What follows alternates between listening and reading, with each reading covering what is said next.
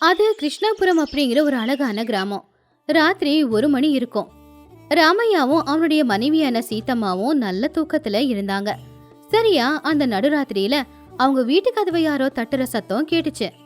அந்த நடுராத்திரியில ராமையாவோட கூட பிறந்த தங்கச்சி காந்தம்மா அவளோட புருஷன் வீரையா கையில ஒரு இரும்பு பெட்டியை வச்சுக்கிட்டு அண்ணன் வீட்டு கதவை தட்டுனாங்க. நடுராத்திரியில வீட்டுக்கு வந்த உறவுகள் சத்தத்தை கேட்டு சீதா முழிச்சுக்கிட்டா.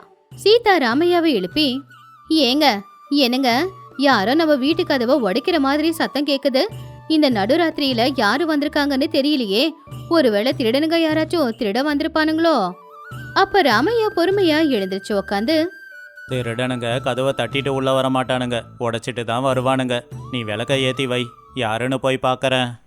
ராமையா கதவு கிட்ட போய் நின்னு, யாருங்க அது? நடுராத்திரியில என் வீட்டு வாசலுக்கு யாரு வந்து இருக்கிறது? அப்ப வீரையா வெளியே நின்னுக்கிட்டே சத்தமா, மச்சான், நான் தான் உங்க மாப்பிள்ள வீரையா. கதவை திறக்கறீங்களா? குளிரு தாங்க முடியல, வண்டி கெட்டு போய் உயிரை கையில பிடிச்சிக்கிட்டு வந்திருக்கோம். அத கேட்டு பாவம் சீதா ரொம்ப ஆச்சரியமா, என்னது, இந்த நடுராத்திரியில நம்ம வீட்டுக்கு வந்திருக்கிறது உங்க தங்கச்சியும் தங்கச்சி வீட்டுக்காருமா? அட கடவுளே, நாத்தனார்னாலே தொல்லையாச்சே. இங்க பாருங்க, வீட்டுல யாரும் இல்ல, கதவு பூட்டிருக்கு அப்படின்னு சொல்லி அனுப்பிடுங்க. உங்க தங்கச்சி வீட்டுக்காரெல்லாம் நம்ம வீட்டுக்கு வரக்கூடாது. உனக்கு என்ன பைத்தியமா பிடிச்சிருக்கு? உள்ள இருந்து யாருன்னு கேட்டாச்சு. பேச்சு குரலை கேட்டதுக்கு அப்புறம் யாரு இல்லைன்னு சொன்னா நம்புவாங்களா? வந்திருக்கிறது தங்கச்சி புருஷன். வாங்க மாப்பிள்ள, வாமா தங்கச்சி. என்ன நடுராத்திரியில இந்த குளிரில் இவ்வளோ தூரம் வந்திருக்கீங்க? காந்தம்மா உள்ள வந்து கையில இருக்கிற இரும்பு பெட்டியை டமால்னு கீழே வச்சு, என்னன்னு சொல்றானே, நாங்களே பட்டணத்துல இருந்து ஊருக்கு போய்கிட்டு இருந்தோம். காட்டு வழியில வண்டியோட சக்கரை உடைஞ்சு போச்சு. காட்டுல இருந்தா திருடனுங்க தொல்லையாச்சே. பக்கத்துல தான் ஊ வீடு, என் பிறந்த வீடே இதுதான். அதனால இங்க தங்கிட்டு போலான்னு வந்தோம். அண்ணி, கால் வலிக்குது, கொஞ்சம் சுடுதண்ணி வச்சு கொடுக்குறீங்களா? சீதா கோவம் இருந்தாலும் வெளியில சிரிச்சுக்கிட்டு, வாமா பிறந்த பொண்ணு, நீ வந்தது ரொம்ப சந்தோஷம். சுடுதண்ணிக்கு நான் எங்க போறது? அடுப்பு அணைஞ்சு போய் பல மணி நேரம் ஆச்சு. பச்சை தண்ணி இருக்கு, குடுக்கறேன், குடிச்சிட்டு படுங்க. அப்போ வீரையா பெட்டிய பார்த்து பெருமையா அவனுடைய மச்சான் கிட்ட புகழ்ந்து பேச ஆரம்பிச்சிட்டான். பச்சை தண்ணியே போதுமா தங்கச்சி? முதல்ல இந்த பெட்டி எடுத்து உள்ள வை. இந்த பெட்டியில என்ன இருக்கு தெரியுமா? என் சின்ன பொண்ணு கல்யாணத்துக்காக நான் சேர்த்து வச்சிருக்கிற 10 பவுன் நகையும் 500 வெள்ளி காசும் இருக்கு. இதோட மதிப்பு மட்டும் தெரிஞ்சா திருடனுங்க தானா வந்து தூக்கிக்கிட்டு போயிடுவானுங்க. ஆமா நீ, இந்த பெட்டியை சுமக்க முடியாம இடுப்பெல்லாம் வலிச்சிருச்சு. அதனாலதான் உசுர கையில பிடிச்சுக்கிட்டு எங்கேயும் நிக்காம எங்க அண்ணனோட வீட்டை தேடி ஓடி வந்தேன். இந்த வீடு ஏழைங்களோட வீடா இருக்கலாம், ஆனா என் பிறந்த வீடாச்சேன்னு தான் நான் இங்க வந்தேன். அப்ப சீதா உள்ளுக்குள்ள எரிஞ்சுக்கிட்டே, வந்துட்டா, இவகிட்ட தான் நகை இருக்கு, வெள்ளி இருக்கு அப்படின்னு காட்டுறதுக்காக தானே இந்த நேரத்துல வீட்டுக்கு வந்திருக்கா? சரி காந்தம்மா, கை கால் முகம் கழுவிட்டு வந்து படுங்க. உங்களுக்கு அந்த அறையில நான் பாய் போட்டு வச்சிருக்கேன். படுக்கிறதா? காலையில இருந்து நாங்க அலையா அலைஞ்சுக்கிட்டு இருக்கோம். நல்லா சூடா சாப்பாடு வடிச்சு ஊறுகாவாவது வச்சு கொடுமா, எனக்கு ரொம்ப பசிக்குது. நல்லா சாப்பிட்டாதான் தூக்கம் வரும். சீதம்மா கோவமா, என்னது சுட சுட சாப்பாடா? அண்ணன், தெரிஞ்சுதான் பேசுறீங்களா? இப்போ நேரம் ராத்திரி 1 மணி. நான் சமைச்சு முடிச்சு பாத்திரத்தை கழுவி வச்சு 3 மணி நேரம் ஆச்சு. சுடுசோருக்கு எங்க போறது? ராத்திரி மிச்சமான சாப்பாடு இருக்கு, தயிர் ஊற்றி குடிக்கிறேன், சாப்பிட்றீங்களா? ஐயோ, தயிர் சோறு சாப்பிட்டா என் புருஷனுக்கு ஒத்துக்காது அண்ணி. அப்புறம் பாவம் அவருக்கு வயிற்றுல கேஸ் வந்துடும். கொஞ்சம் மெனக்கெட்டு சோறு வடிச்சு ஊறுகாயோ இல்லை பருப்பு குழம்போ வச்சு கொடு, சாப்பிட்டு மனுஷன் தூங்கட்டும். இந்த பெட்டியை இவ்வளோ தூரம் சுமந்து வந்ததுக்கு இந்த சாப்பாடு கூட சாப்பிடலன்னா எப்படி? அப்போ ராமையா சீதா கிட்ட, சீதா, வந்திருக்கிறது என் கூட பிறந்த தங்கச்சி, இந்த வீட்டில் பிறந்த பொண்ணு. அவன் நடுராத்திரியில பசின்னு வந்திருக்கா. சமைச்சு போட வேண்டாமா? போய் பொறுமையா சமைச்சு போடு போ. என்ன மச்சான், புருஷன் பொண்டாட்டி 2 பேரும் ரகசியம் பேசிக்கிறீங்க? நாங்க வந்திருக்கிறது சீதாமாவுக்கு எதனா தொந்தரவா இருக்கா? ஐயோ, அதெல்லாம் ஒன்றும் இல்லைண்ணே. வயிற்றுக்கு வந்திருக்கிற மாப்பிள்ளைக்கு நெய் ஊற்றி பருப்பு குழம்பு செய்யறதா இல்லை வடை பாயசத்தோட சாப்பாடு போடுறதான்னு பேசிக்கிட்டு இருந்தோம், அவ்வளவுதான். நீங்க போய் உக்காருங்க, நான் இதோ சமைச்சு கொண்டு வந்துடுறேன் அப்படின்னு சொல்லி இருட்டா இருந்த சமையலறைக்குள்ள சீதா கோவத்தோட நடந்து போய்கிட்டு இருந்தா. அப்ப ராமையாவும் பொண்டாட்டி பின்னாடியே சமையலறைக்குள்ள போனா. சீதம்மா கண்ணு செவந்து போயிருந்துச்சு. அவ ரகசியமா, பாத்தீங்களா, உங்க தங்கச்சியும் உங்க தங்கச்சி வீட்டுக்காரரும் கொடுக்குற பில்டப்ப. அவங்க ஒன்றும் வண்டி கிட்ட போய் இங்க வரல. பக்கத்து ஒரு கல்யாணத்துக்கு போயிட்டு அவங்க போட்டுட்டு போன நகை எல்லாத்தையுமே காட்டிக்கிட்டு பெருமை பேசிட்டு போறதுக்காக தான் இந்த நேரத்துல இங்க வந்தாங்க. ராமையா சிரிச்சுக்கிட்டே, ஆமாம் சீதா, என் தங்கச்சி முகத்தை பார்த்தாலே தெரியுது. அவங்க கிட்ட 10 பவுன் நகை இருக்குன்னு காமிக்க தான் இப்போ வந்திருக்காங்க. அவங்களுக்கு நல்ல பாடத்தை கற்றுக் கொடுக்கணும். பாடமா? பாடம் எங்கிறது கத்து கொடுக்கறது? அவங்க மகாராஜா மகாராணி மாதிரி என் வீட்டுக்குள்ள வந்து உக்காந்துக்கிட்டு என்ன ஏதோ வேலைக்காரி மாதிரி வேலை வாங்கிக்கிட்டு இருக்காங்க. அவங்களுக்கு நான் எங்கிருந்து பாடத்தை கத்து கொடுக்கறது? பணக்காரங்களோட பலவீனம் என்னன்னு தெரியுமா? அது பயம். அவங்க கிட்ட இருக்கிற சொத்து விட்டுட்டு போயிடுமோங்கிற பயம்தான். அந்த பயத்தை வச்சு தான் ஒரு நாடகத்தை போட போகிறேன். அவங்களுக்கு சாப்பாடு பரிமாறு நாடகத்தை அங்கே ஆரம்பிக்கிறேன். நாடகமா? என்ன அது? நம்ம ஊரில் ஒரு காலத்தில் கடப்பார திருடன்னு ஒரு திருடன் இருந்தான், ஞாபகம் இருக்கா? அவன் பேரை சொல்லி பயமுறுத்துவோம். என்ன பண்ணுறாங்கன்னு பார்க்கலாம். சீதம்மா சிரிச்சுக்கிட்டே, அட இது நல்ல யோசனை தான்.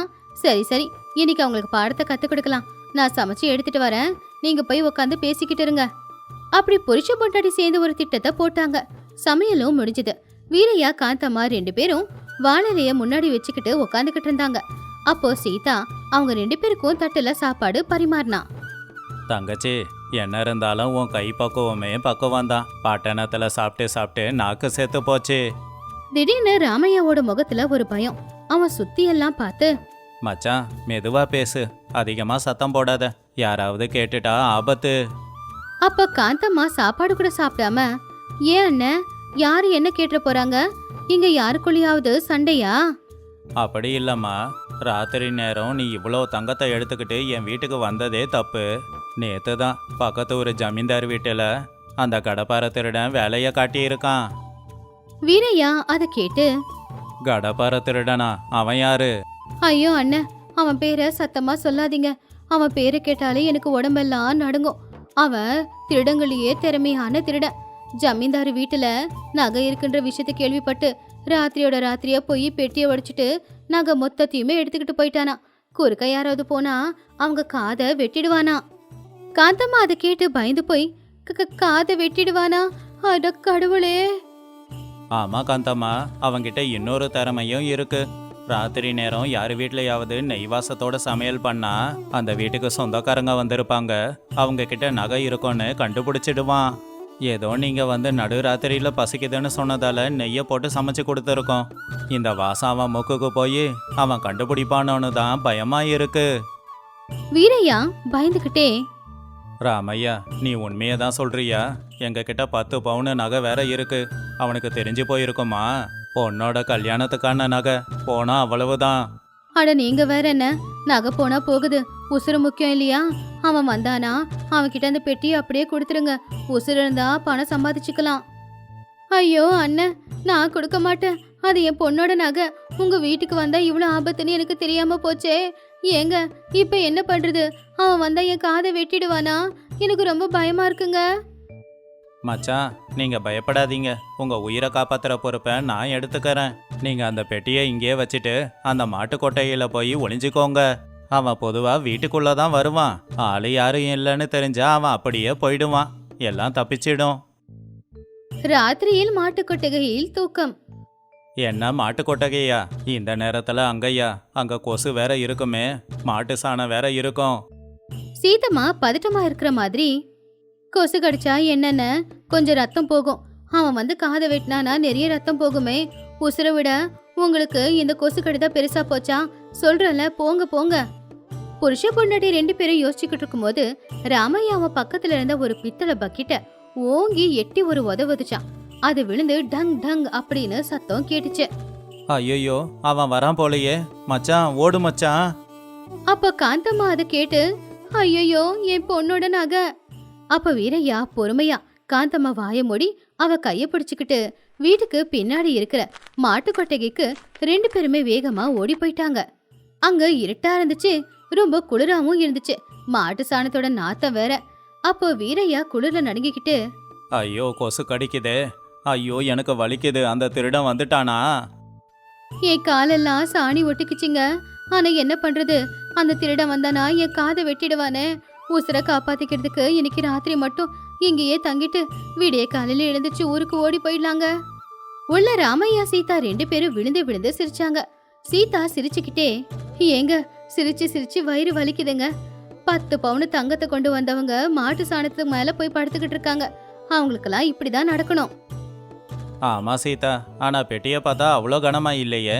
இவங்க 10 பவுன் தங்கத்தை கொண்டு வந்தாங்களோ இல்ல பொய் சொல்றாங்களோ? என்னவோ தெரியல. சரி வாங்க நாம போய் நல்லா படுக்கலாம். அடுத்த நாள் காலையில 7 மணிக்கு சூரியன் மெதுவா வெளியே வரும்போது வீரையா காந்தம்மா 2 பேருமே மாட்டு கொட்டகையில தூங்க முடியாம கஷ்டப்பட்டுக்கிட்டு இருந்தாங்க. அவங்க 2 பேரும் உடனே வெளியில வந்தாங்க. ராமையா சீதா, அந்த கடப்பார திருடன் போயிட்டானா? எங்க தங்கம் தப்பிச்சிடுச்சா? அப்ப ராமையா சிரிச்சுக்கிட்டே, அட மச்சான், ராத்திரி நல்லா தூங்குனீங்களா? அந்த திருடன் வந்தான். வீட்டில் சொந்தக்காரங்க இல்லைன்னு தெரிஞ்ச உடனே பக்கத்துல இருந்த பெட்டியை கூட சாதாரண பெட்டின்னு நினைச்சுக்கிட்டு போயிட்டான். நல்ல வேலையா தங்கத்துக்கு ஆபத்து இல்ல. அப்ப காந்தம்மா சந்தோஷமா, அப்பாடா அந்த கடவுள்கிட்ட நான் வேண்டிக்கிட்டதுக்கு இன்னைக்குதான் நமக்கு நல்லது நடந்திருக்கு. 10 பவுன் தங்கம் அப்படியே இருக்கான். ஏங்க வாங்க சீக்கிரமா நம்ம ஊருக்கு ஓடி போயிடலாம். எல்லாரும் அந்த பெட்டி இருக்கிற அறைக்கு போனாங்க. சீதா ஏற்கனவே அந்த பெட்டியை திறந்து என்ன இருக்குன்னு பார்த்துட்டா. அதுல அவங்க சொன்ன மாதிரி தங்கமோ வெள்ளியோ இல்ல. இருந்தது 4 பித்தளை சொம்பும் 4 பித்தளை தட்டும் மட்டும்தான். அதை பார்த்து சீதா ஆச்சரியப்படுற மாதிரி நடிச்சுக்கிட்டே அவங்க எல்லார்கிட்டயும், என்ன நாத்தனாரே இது, இதுல தங்கம் வெள்ளி இருக்கு அப்படின்லாம் சொன்னீங்க. ஆனா இருக்கிறது என்னமோ பழைய பித்தளை பாத்திரம் தான் இருக்கு. ஒருவேளை திருட தங்கத்தை திருடிக்கிட்டு போய் இதை மட்டும் வச்சுட்டு போயிட்டானா? ராமையா சிரிச்சுக்கிட்டே, அடடே, திருடன் இதை மட்டும் ஏன் விட்டுட்டு போனான்னு தெரியலையே. வீரையா காந்தம்மாவோட முகத்துல ஈ ஆடல. பிறந்த வீட்டுல அவமானம் ஆயிடுச்சு அவங்களுக்கு. 2 பேரும் தலை குனிஞ்சுதான் நின்னுக்கிட்டு இருந்தாங்க. வீரையா தயக்கத்தோட, அது ஒன்றும் இல்லை மச்சான், வீட்டுக்கு சுண்ணாம்பு அடிக்கிறோம். அங்கே இந்த பித்தளை பொருள் எல்லாம் இருந்தால் வீணாக போயிடுமே, அதனால தான் கையோட கொண்டு வந்தோம். சும்மா உங்ககிட்ட பொய் சொன்னோம், தப்பாக எடுத்துக்காதீங்க. அப்ப காந்தம்மாவும், ஆமா அண்ணி, பிறந்த வீட்டுல ஏதோ கொஞ்சம் பெருமை பேசிக்கலான்னு தான் நானும் என் புருஷனும் முடிவு பண்ணி போய் சொன்னோம். ஆனா கடைசியில மாட்டு கொட்டால ராத்திரி முழுக்க கஷ்டப்பட வேண்டி வரும்னு நான் கொஞ்சம் கூட எதிர்பார்க்கல. சீதா சிரிச்சுக்கிட்டே, காந்தம்மா, சொந்த அண்ணன் கிட்ட உனக்கு எதுக்கு இந்த திமிரெல்லாம்? சொந்த அண்ணன் வீட்டுல ஒரு தங்கச்சியா வந்து இருந்துட்டு போயிருந்தா நேத்து நல்லா படுத்து தூங்கிருக்கலாம்ல. உன்னோட திமிருக்கு தான் இதோ இன்னைக்கு ராத்திரி நீ கஷ்டப்பட்டது. தங்கச்சி, இது உன் அண்ணன் வீடு. இங்க நீ தங்கச்சியா வந்தா சந்தோஷமா இருந்துட்டு போலாம். பணக்காரியா வந்தா சந்தோஷமா இருக்க முடியாது. போய் குளிச்சுட்டு வாங்க, சூடா இட்லி சாப்பிடலாம். காந்தம்மா வீரைய 2 பேரும் அவங்க தப்ப புரிஞ்சுக்கிட்டாங்க. தேவையில்லாம பிறந்த வீட்டுல வந்து பில்டப் கொடுத்துட்டோமோ அப்படின்னு அவங்களுக்கு தோணுச்சு. பிறந்த வீட்டுல அவமானப்பட்டதை நினைச்சு அவங்க 2 பேரும் தலைகுனிச்சு அங்கிருந்து போயிட்டாங்க. இப்படி வீட்டுக்கு வந்த மச்சானும் தங்கச்சியும் அவங்க கிட்ட இருக்கிற சொத்தை காட்டி பெருமையா பேசினப்போ அண்ணனும் அண்ணியும் 2 பேரும் சேர்ந்து அவங்களுக்கு பாடத்தை கத்து கொடுத்தாங்க. இந்த கதையில இருக்கிற நீதி, உறவுகளுக்கு நடுவுல பணம் வரக்கூடாது. பணத்தை காட்டி எந்த ஒரு உறவும் நிக்க கூடாது. பணத்தை காட்டி எந்த உறவையும் இழுத்து பிடிக்க கூடாது. உங்ககிட்ட இருக்கிற பணம் உங்களுக்கு, அவங்க கிட்ட இருக்கிற பணம் அவங்களுக்கு. 2மே அவங்களுக்கு நல்லதுதான். சீதா, அடியே சீதா, காலங்காத்துல எங்க போய்கிட்டு இருக்க? கையில வேற கத்தியே பிடிச்சுக்கிட்டு இருக்க. சூரியன் இன்னும் வரவே இல்ல, அதுக்குள்ள எங்கடி போய்கிட்டு இருக்க? அத்தை, வயல்ல சோளம் முத்திருச்சு. அதை அறுவடை செய்யறதுக்காக தான் நான் போய்கிட்டு இருக்கேன். வெளியில வானிலையை பாத்தீங்கல்ல, மழை பெய்யற மாதிரி இருக்கு. இத்தனை நாளா கஷ்டப்பட்டு விளைய வச்ச விளையில மழை வந்து வீணா போக கூடாதுல. அதான் பக்கத்து வீட்டுல லக்ஷ்மி அம்மாவை ராதம்மாவை எல்லாரையும் கூப்பிட்டுருக்கேன். நாங்க எல்லாரும் போயிட்டு அறுவடையை முடிச்சிட்டு சீக்கிரமா வந்துடுறோம். எம்மாடி, உன் ஆர்வத்தை பார்த்தா எனக்கு சந்தோஷமா தான் இருக்கு. ஆனா 10 ஏக்கர் பூமியில விளைஞ்சிருக்கிற சோளத்தை நீங்க 4 பொம்பளைங்க சேர்ந்து எப்படி அறுவடை செய்ய போறீங்க? நம்ம வீட்டுல இருக்கிற ஆம்பளைங்க எல்லாரும் ராஜாவோட கோவிலை கட்டுறதுக்காக போய் 3 வருஷம் ஆச்சு. அன்னையில இருந்து இங்க வயல் வேலையா இருந்தாலும் வீட்டு வேலையா இருந்தாலும் பொம்பளைங்க தான் செய்றீங்க. வேலை செஞ்சு செஞ்சு உங்க கையெல்லாம் காப்பு காக்கிறத பார்த்தா எனக்கு கவலையா இருக்கு. அத்தை, இயற்கையில ஆண் பெண் அப்படிங்கிற வித்தியாசம் எதுவும் இல்லை. எல்லாருமே அந்த பூமி தாய்க்கு ஒண்ணுதான். என்னுடைய கைகள் மென்மையான கைகளா இருக்கலாம், ஆனா என்னுடைய எண்ணம் அந்த மலைக்கு மேல இருக்கிற பாறை மாதிரி ரொம்ப இறுகி போயிருக்கு. உங்க வீட்டுக்காரரும் என் வீட்டுக்காரரும் கோயில் கட்டுற வேலைக்கு போகும்போது என்ன சொல்லிட்டு போனாங்க? சீதா, என்ன ஆனாலும் வயலை விட்டுறாத, விளைச்சலை விட்டுறாத, பாத்துக்கோன்னு சொன்னாங்க இல்லையா? அப்பதான் பக்கத்து வீட்டு பார்வதி அந்த இடத்துக்கு வந்து, கௌரி அம்மா, உங்க மருமக சொன்னது உண்மைதான். ஆம்பளைங்க தான் எல்லாத்தையும் செய்யணும்னு உட்காந்துக்கிட்டு இருந்தா எந்த வேலையும் நடக்காது. நேத்து வரைக்கும் மாட்டு பால் கறக்க கூட எனக்கு பயம். ஆனா இப்போ வண்டி கட்டிக்கிட்டு நெல்லை கொண்டு போய் சந்தையில வித்துட்டு வரேன். அந்த அளவுக்கு தைரியம் கொடுத்ததே உங்க மருமக சீதா தான். அதெல்லாம் சரிதாமா பார்வதி. நம்ம ஊரோட தலைவர் மனைவி கௌசல்யா அம்மா என்ன சொல்றாங்க?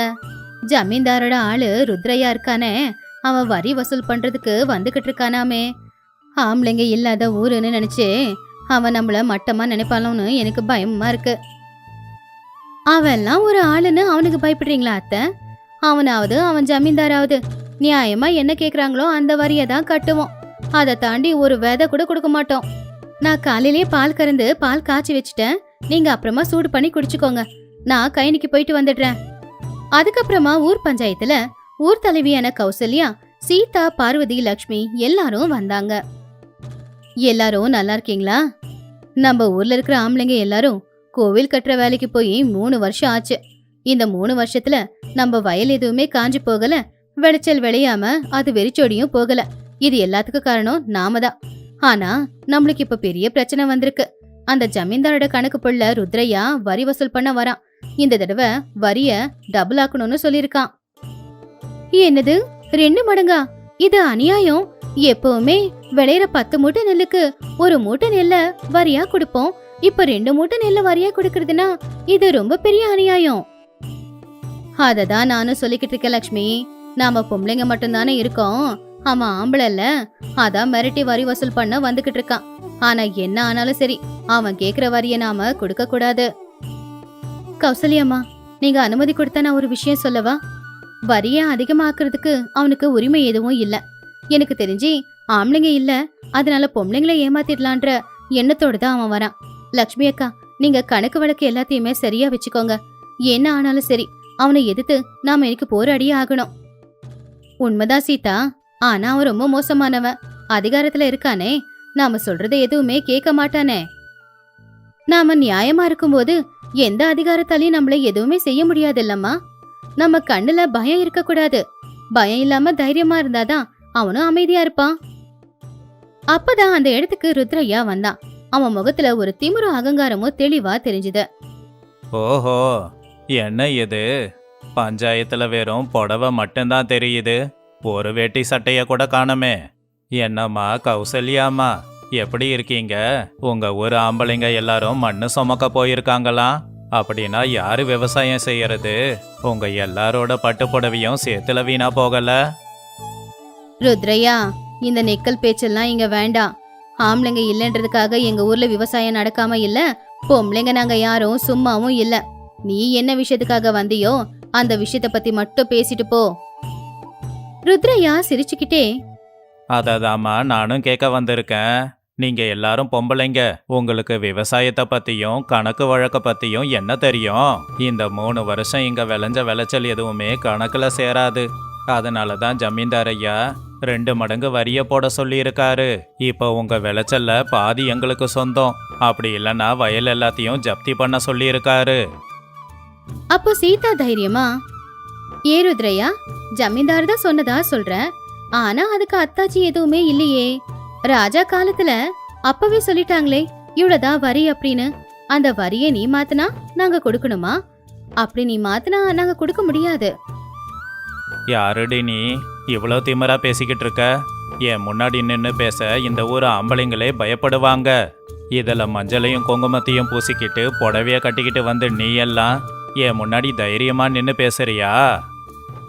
இன்னொரு தடவை வாடி போடின்னு சொன்ன நாக்க எடுத்து வச்சு அறுத்துருவேன். நான் சீதா, ராமையோட பொண்டாட்டி. என் கையில இருக்கிற கத்தி உன் கண்ணுக்கு தெளிவா தெரியலையோ? பொம்பளைங்கன்னா புடவை கட்டிக்கிட்டு மஞ்சள் குங்குமத்தை பூசிக்கிட்டு அலங்காரம் பண்ணிக்கிட்டு இருப்பாங்கன்னு பாத்தியா? எங்க மாமியார்ல இருந்து நான் வரைக்குமே வயல்ல இறங்கி கஷ்டப்பட்டு உழைக்கிறவங்க நாங்கெல்லாம். நீ கேக்குற வரிய எங்களால நிச்சயமா கட்ட முடியாது. ருத்ரையா கோவமா, அப்படியா? அப்படின்னா நாளைக்கு சூரியன் உதிக்கிறதுக்கு முன்னாடி 2 மடங்கு நெல் மூட்டை இந்த பஞ்சாயத்துக்கு வந்து சேரணும். இல்லைன்னா உங்க வயல் எல்லாத்தையும் நான் ஏலத்துல விட்டுடுவேன். உங்க வீட்டில் இருக்கிற பொருளெல்லாம் வெளியில தூக்கி போட்டுடுவேன். அப்ப தெரியும் இந்த ருத்ரையா யாரு அப்படின்னு. நாளைக்கு வரேன், நான் யாரு அப்படிங்கிறத உங்களுக்கு காமிக்கிறேன். அப்படின்னு சொல்லி கோவமா அங்கிருந்து போயிட்டான். லக்ஷ்மி பயத்தோட, ஐயோ சீதா, அவன் ரொம்ப மோசமானவன். அவன் சொன்ன மாதிரியே நாளைக்கு நம்ம வயல் எல்லாத்தையுமே ஜப்தி பண்ணிடுவானா? புருஷங்க எல்லாரும் வீட்டுக்கு வரும்போது நாம எதுவும் இல்லாம பிச்சைக்காரங்களா தான் நிப்போமா? லக்ஷ்மி, சீதா சொன்னதுல எந்த தப்பும் இல்ல. அவன் கேட்டதை நாம இன்னைக்கு கொடுத்தா நாளைக்கு பேராசையில இன்னும் இன்னும் கேட்பான். ஆனா சீதா, அவனை எப்படி எதுக்குறதுன்னு யோசிச்சு வச்சிருக்கியா? அவன்கிட்டதான் அதிகாரம் இருக்குல்ல. என்கிட்ட ஒரு யோசனை இருக்குமா?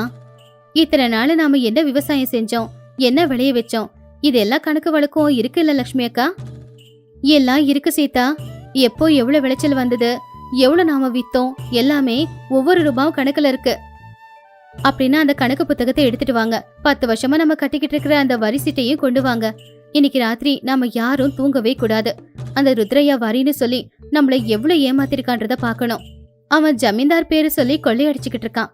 எனக்கு என்னமோ ஜமீன்தாருக்கு இந்த விஷயம் தெரியாதுன்னு நினைக்கிறேன். அவன் வண்டவளத்தை நாம தான் தண்டவளத்துல ஏத்தணும். அன்னைக்கு ராத்திரி நேரம் கௌரி அம்மாவும் சீதாவும் வீட்டுல உக்காந்துருந்தாங்க. சீதா, இன்னும் தூங்கலையாமா? நாளைக்கு அந்த ருத்ரையா வரும்போது அவன்கிட்ட என்ன கணக்கு காட்டலான்னு இந்த கணக்கெல்லாம் பாத்துக்கிட்டு இருக்க. பாவம், நீ ரொம்பவே போராடிக்கிட்டு இருக்க. அவன் முன்னாடி நாம நிக்க முடியாதுமா. எனக்கு ரொம்ப பயமா இருக்குமா. நியாயத்துக்கு முன்னாடி அதிகாரம் தோத்துரும் அத்தை. நான் இந்த கணக்கெல்லாம் பார்த்ததுல எனக்கு ஒண்ணு புரிஞ்சுது. 10 வருஷமா ஜமீன்தாருக்கு போற வரியை விட இந்த ருத்ரையாவுக்கு போற வரிதான் ரொம்ப அதிகம். அதாவது பாதிக்கு மேல இவன் தான் எடுத்துக்கிட்டு இருக்கான். இந்த விஷயம் இப்பதான் எனக்கு புரிஞ்சுது. அதுக்கு இப்ப என்னமா பண்ண முடியும்? நாளைக்கு ஆட்களை கூட்டிக்கிட்டு அவன் ஊருக்குள்ள வரப்போறான். அவனை தடுக்கிற சக்தி நம்ம கிட்ட இல்லையே. அவன் கொண்டு வர ஆட்கள் கிட்ட உடல் பலம் இருக்கு, என் கிட்ட அறிவு பலம் இருக்கு. நீங்க கவலைப்படாதீங்க. நாளைக்கு அவனை நான் ஒண்டில நாக்க போறேன். நீங்க போய் படுத்து தூங்குங்க. அடுத்த நாள் காலையில ஊர்ல இருக்கிற பொம்பளைங்க அத்தனை பேரும் பஞ்சாயத்துக்கு வந்திருந்தாங்க. அப்ப ருத்ரையாவும் திமிரா வந்து நின்னுக்கிட்டு இருந்தான். என்ன கௌசல்யாமா, என்னோட நெல் மூட்டையெல்லாம் எங்க? நேத்து சொன்னதுக்கு நெல் மூட்டையை கொண்டு வருவீங்கன்னு நினைச்சேன். அப்ப நெல் மூட்டையை கொண்டு வரல. அதனால இந்தாங்க, இந்த காகிதத்துல உங்க இடத்த ஜமீன்தார் ஜப்தி பண்றதா எழுதியிருக்கு பாருங்க. அப்போ சீதா சத்தமா, இருங்க ருத்ரையா, அந்த கணக்கு வழக்கு எல்லாம் அப்புறமா பாத்துக்கலாம். முதல்ல நாங்க கேக்குற கேள்விக்கு பதில் சொல்லுங்க. நீ கேக்குற கேள்விக்கு நான் எதுக்கு பதில் சொல்லணும்? நான் என்ன உன்னோட வேலைக்காரனா? வேலைக்காரன் தான், திருட்டு வேலைக்காரன். லக்ஷ்மி அக்கா, அந்த புத்தகத்தை எங்க கொடு. ருத்ரையா, ராஜா சொன்னதுபடி எங்க தாலுகாவுக்கு வரி 100 மூட்டை சோளம். ஆனா நீ கடந்த 10 வருஷமா எங்க கிட்ட இருந்து 150 மூட்டை கொண்டு போற. அந்த 50 மூட்டை சோளம் ஜமீன்தார் வீட்டுக்கு போன மாதிரி தெரியல. அது நேரா பட்டணத்துல இருக்கிற உன்னோட கடைக்கு தான் போயிருக்கு. இதோ இந்த ரசீதை பாரு. இதனை பட்டணத்துல வியாபாரிக்கு வித்தியே, அதுக்கான ரசீது. ருத்ரையா கொஞ்சமா பயந்தான். ஆனாலும் திமிரா, எவ்வளோ திமிரடி உனக்கு? என் மேலையா குறை சொல்ற? ஜமீன்தாருக்கு தெரிஞ்சா உன் நாக்கை இழுத்து அறுத்துடுவாரு.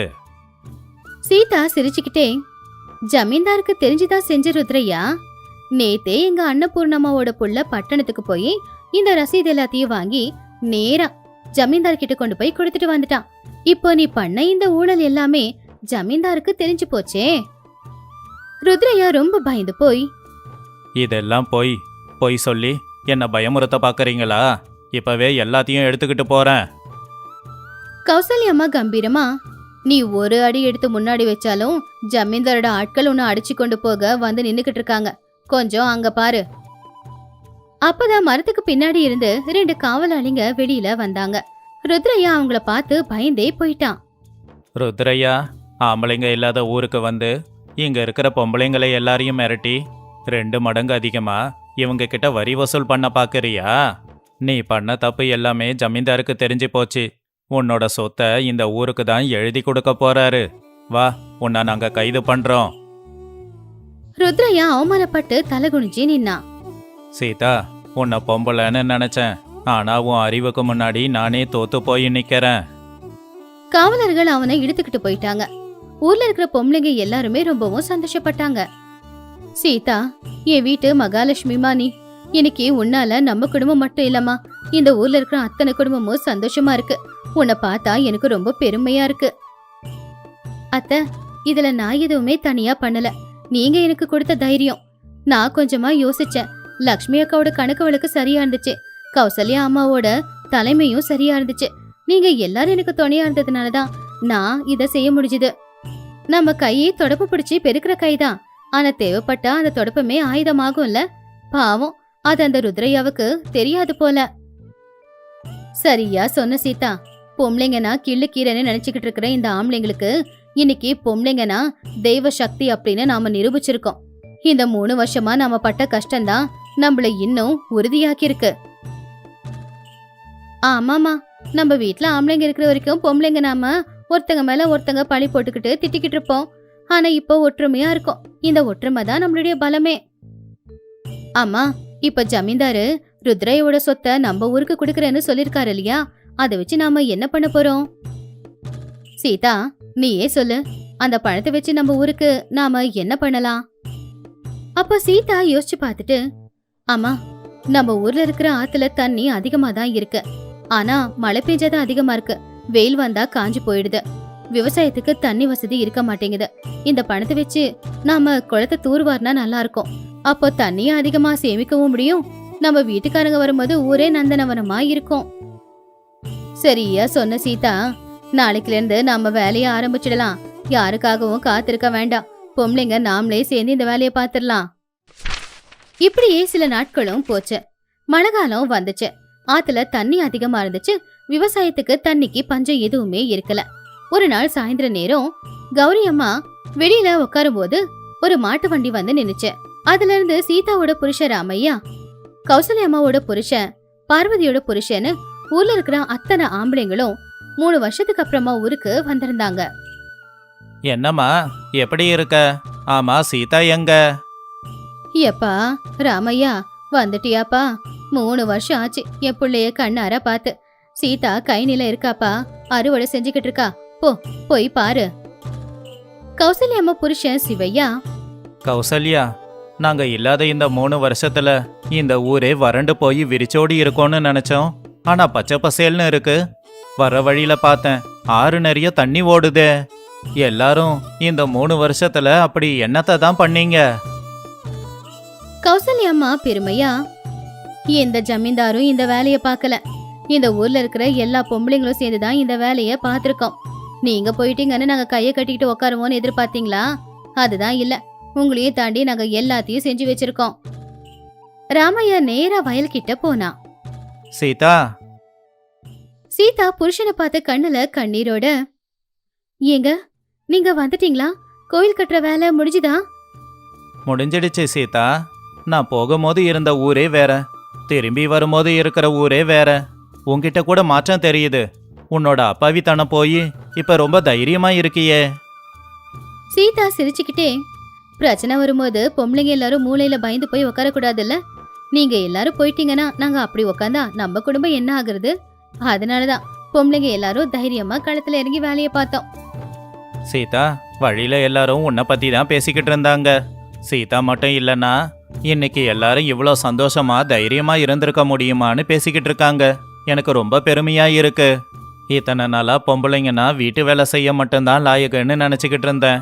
ஆனா பொம்பளைங்க நினைச்சா எதை வேணுனாலும் செய்ய முடியும்னு இன்னைக்கு நீ நிரூபிச்சிருக்க. இதுல நான் தனியா எதுவுமே செய்யலங்க. பிரச்சனைன்னு வரும்போது ஊர்ல இருக்கிற பொம்பளைங்க நாங்க பயப்படாம, ஆம்பளைங்க இல்ல நாம தான் தைரியமா இருக்கணும்னு தைரியத்தை வரவழிச்சுக்கிட்டு ஒற்றுமையா நின்னு எல்லா பிரச்சனையையும் எதிர்த்து நின்னோம். இதோ இப்ப நாங்க எல்லாரும் உங்கள மாதிரியே நல்ல தைரியமானவங்களா மாறி இருக்கோம்.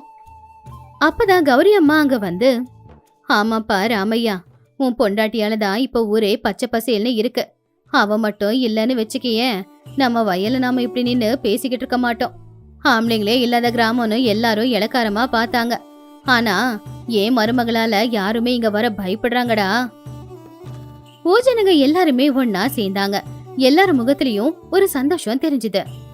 ஆம்பளைங்க பொம்பளைங்க பிரிஞ்சிருந்தா பலம் 2ஆ போயிடும். ஆனா 2 பேரும் ஒன்னா இருந்தாதான் பலம் 10 மடங்கு அதிகமாகும். இந்த 3 வருஷத்துல நாங்க தெரிஞ்சுக்கிட்டது இதுதான். உழைக்கிறதுக்கோ தைரியத்துக்கோ ஆண் பெண் அப்படிங்கிற வித்தியாசம் இல்ல. எல்லாருமே உழைக்கணும், எல்லாரும் தைரியமா இருக்கணும். அப்பதான் நாடு நல்லா இருக்கும். உண்மைதான். இனிமே ஆம்பளைங்க நாங்க என்ன செஞ்சாலும் அதை உங்ககிட்ட கேட்டு நீங்க என்ன சொல்றீங்களோ அப்படியே செய்யறோம். ஏன்னா எங்களை விட இந்த ஊருக்கு நீங்க தானே முக்கியம். கிராமத்து ஜனங்க எல்லாருமே ஒருத்தங்க கிட்ட ஒருத்தங்க பேசிக்கிட்டே சிரிச்சுக்கிட்டே வீட்டுக்கு கிளம்பி போனாங்க.